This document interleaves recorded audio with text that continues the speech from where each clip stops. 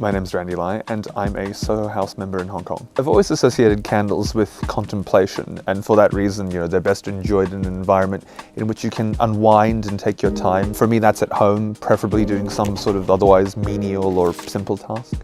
Rosewood and sandalwood have very strong familial connotations for me. Those scents, you can kind of find them in most garden variety Chinese incense that families burn at home, much like my mum did. And they also kind of smell similar to the chairs, oddly, that my parents brought with them when they immigrated to Australia, which is where I'm originally from. For 2 years, I lived in a neighborhood called Shengwan in a very tatty walk-up. But next to that walk-up was a very famous spice shop called Yunheng. Every time I would pass Yunheng, there would be the smell of fresh chili, dried tangerine peels.